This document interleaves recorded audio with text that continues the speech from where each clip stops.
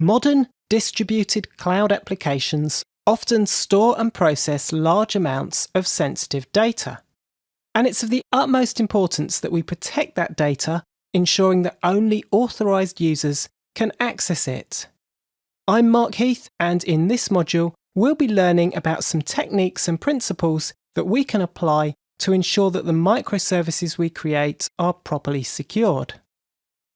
We'll start off by discussing the importance of encryption. We want sensitive data to be encrypted in transit and at rest. Next, we'll look at authentication. When a microservice receives an incoming HTTP request, how does it know that the request has come from a trusted caller? And just because we know who the caller is, doesn't necessarily mean that they're allowed to perform the action that they've requested. So we'll also be looking at the related concept of authorization. And we'll see how industry standard protocols, such as OAuth 2 and OpenID Connect, can help us with authenticating and authorizing the callers of our microservices. Next, we'll explore some of the options for securing the network, including the use of virtual networks, IP whitelisting, and firewalls. And finally, we'll learn about the implications of the defense in depth principle, where we apply several levels of security rather than just relying on one. And some of the additional security mechanisms that we can add are arranging for penetration testing, setting up alerts when attacks are detected, and auditing everything. Modern microservice applications often store and process large amounts of data. Not all of that data will be sensitive. For example, in our eShop on Containers sample application, there's a catalog microservice. And the catalog microservice deals with all the products that the store sells. But this isn't sensitive data. We're happy for all of our customers to be able to explore all of the catalog data. However, the ordering microservice holds details of which customer has ordered which items. It may also hold details of their shipping address or payment details. And these are very sensitive pieces of information, and to leak them would have very serious consequences. So it's imperative that steps are taken to secure any microservice that deals with sensitive data. And encryption plays an important role in protecting our data. At a minimum, we want to ensure that data is encrypted in transit. That means that as it's transferred across the network, it should be encrypted so that no intermediate party is able to listen in. Of course, the encryption algorithms you use should be up-to-date industry standard algorithms. You should never attempt to invent your own encryption algorithms. For HTTP communications, encryption can be achieved by configuring Transport Layer Security, or TLS, so that all requests are made using HTTPS. Now, this does require you to configure SSL certificates, which can be a complex process since you need to get one issued by a trusted certificate authority for each of your services and to have a mechanism for updating them when they expire. Fortunately, many cloud microservice hosting platforms provide mechanisms that simplify the process of configuring HTTPS for your services. You may also find that your customers require data to be encrypted at rest. This means that whenever it's stored on disk, those disks should be encrypted. This can also be complex to configure, as you'll need a secure way to manage the encryption keys. But an increasing number of cloud providers are offering encryption at rest as a standard feature for file storage and databases. If you're considering using encryption at rest, don't forget that any backups you make of the data from your system should also be encrypted.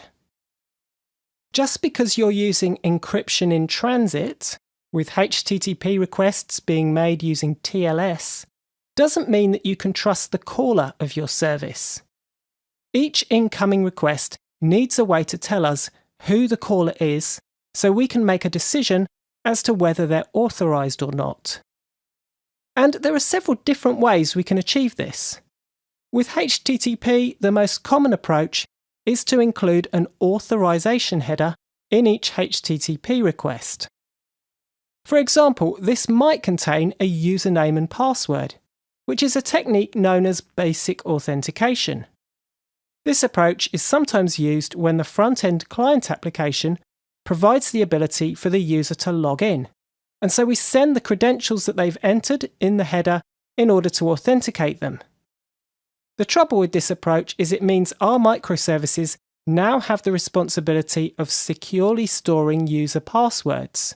And if we're doing that, we need to take great care to follow the best practices for hashing those passwords. And that's probably something we'd rather not have to do ourselves if possible. Alternatively, when one microservice calls through to another, the authorization header might contain an API key. With this approach, you give each valid client of your microservice their own API key. However, that's again more secrets that you need to manage and potentially rotate if they get compromised. Another option that you might see is the use of client certificates. By using public key cryptography, a certificate gives us a very secure way to allow a caller to prove their identity. However, certificates also can be quite complex to install and manage. So, is there a better way? Well, one of the most promising approaches is for microservices to build on some industry-standard protocols such as OAuth 2 and OpenID Connect. And this introduces the concept of an authorization server.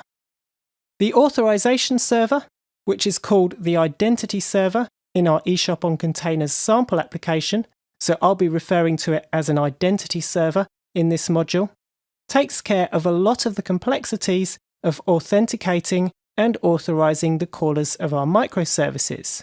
The way this works is that first, the clients of our microservices authenticate themselves with the identity server by sending credentials of some sort, and then the identity server returns an access token which has got a limited lifetime. That access token can then be passed in an authorization HTTP request header as part of the call to the microservice. And these tokens are signed using public key cryptography, meaning that it's possible to verify that the token really was issued by the identity server. And this approach, which I've only really given you a simplified explanation of here, turns out to have a lot of benefits. For one thing, it means that only one service has the job of authenticating users and managing their credentials securely. And because the identity server is implementing industry-standard protocols like OpenID Connect, that means that you don't need to write this component yourself. You can make use of a third-party solution, which is great because writing your own identity server is a lot of work. And that's why the eShop on Containers sample application makes use of an open source product called Identity Server 4, which is an OpenID Connect and OAuth 2 framework for ASP.NET Core. Now, if you're planning to adopt this approach to microservice authentication and authorization, I recommend that you invest some time in learning more about the underlying protocols we've mentioned, such as OAuth 2 and OpenID Connect, as well as how to best make use of them in your own language of choice. And there's plenty of excellent courses here on Pluralsight that can help you with this. A good starting point would be the Getting Started with OAuth 2 course by Scott Brady. And if, like me, you're a .NET developer, then these two courses on securing ASP.NET Core applications would be excellent choices to follow up with. When a user is authenticated, that simply means that we know who they are. But we also need to check that they're authorized to perform the action that they've requested. For example, if I log into eShop on Containers, then I'm authorized to view my own order history. But I shouldn't be authorized to view your order history.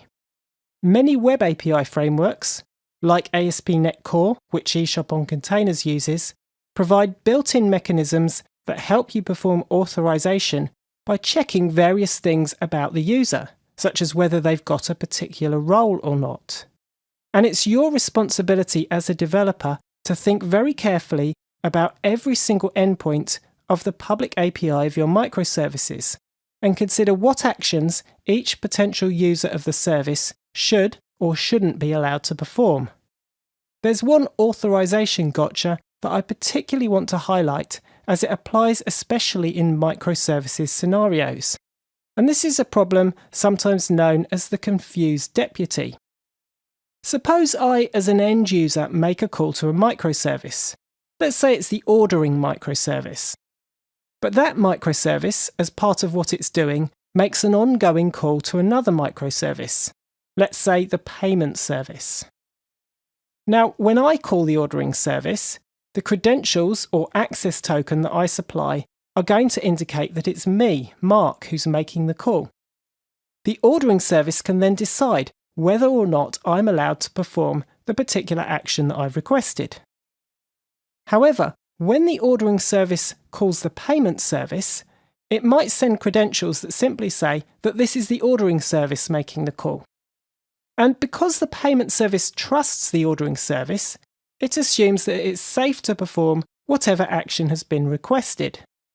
But this could be risky, because what if I could somehow trick the ordering service to ask the payment service to pay for my order, but using someone else's credit card details? Now, there are a few ways to address this issue, but one solution is by issuing on behalf of access tokens. This way, when the ordering service calls the payment service, it still identifies itself as the ordering service, but it also tells the payment service that this is a call being made on behalf of Mark. And that gives the payment service more information to go on, and it can reject the request if it recognises that I'm asking to pay with a credit card that doesn't belong to me.